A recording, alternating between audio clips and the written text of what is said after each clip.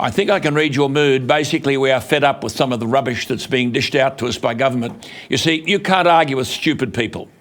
When a stupid person is concerned, he starts behaving irrationally. The Energy Minister, Bowen, is a very stupid man with a capital S. But worse, he's arrogant. Now he's saying that the proposal to convert coal-fired power sites into nuclear small modular reactors would cost, this is the Dutton proposal, $387 billion. Well, as I will indicate later, he's been bashed up by his own people. In short, he's made a fool of himself. Let me say first on energy, you can't trust a word that Bowen says. One of the weaknesses of parliamentary democracy is that there is no debate. Bowen stands in the parliament and on energy talks rubbish, dishonesty. But if an MP would interrupt and identify the rubbish, he gets 2 warnings from the Speaker and then he's turfed out. We suffer from no healthy exchange of views. And of course, Bowen won't come on this program because at heart, he's a hater. He hates what his opponents say. Ted O'Brien does a fairly good job, needs to do a bit more homework though, Ted, as spokesman for the opposition on climate change and energy. And he said last week, Labor promised a green dream, but is delivering a dark nightmare.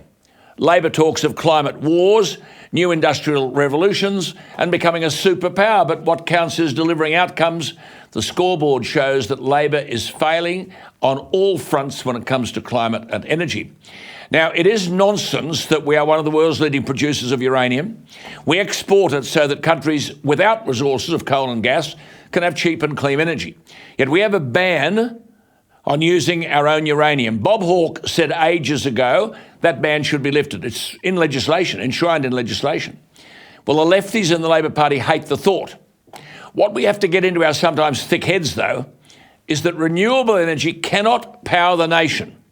Even if we were to get net zero carbon dioxide, you know my thoughts about carbon dioxide, there's your biggest hoax, a gas that is 0.04% of the atmosphere, allegedly do all this damage. But that aside, as I speak to you tonight, coal-fired power, well, particularly if you're in Sydney, it's been an astonishingly hot day, coal-fired power is providing up to 80% of our energy needs. Now remember, Net Zero Australia, note the title, this outfit actually are in favour of net zero carbon dioxide, but they said a couple of months ago, are you listening, Bulldust Bowen? Climate policy remains in the grip of an intelligentsia, oh, that's flattering Bowen, that lacks the wisdom to recognise the boundaries of its own ignorance. Well, Bowen's boasting about the cost of converting to nuclear, some made-up figure of $387 billion. I'll have more on that in a moment. But Net Zero Australia says we'll have to find $1.5 trillion by 2030 to meet 2050 green targets. $1.5 trillion. Now remember, all because this dreadful carbon dioxide is 0.04% of the atmosphere. And along the way by 2030, even according to Bowen, we'll need 22,500 watt solar panels every day, 22,000 every day for the next 7 years. Of course, when they're no longer operative, no one can tell us where these solar panels will go. But we'll also need 40 7-megawatt wind turbines every month, 40. This is why Bowen is attacking Dutton over nuclear power. The bloke is in a corner, desperate and anxious and staring at failure, a bit like The Voice. Then he'd have to get the renewable energy to the grid. Oh, he'd need 10 to 20,000 kilometres of transmission lines. Where does he get them?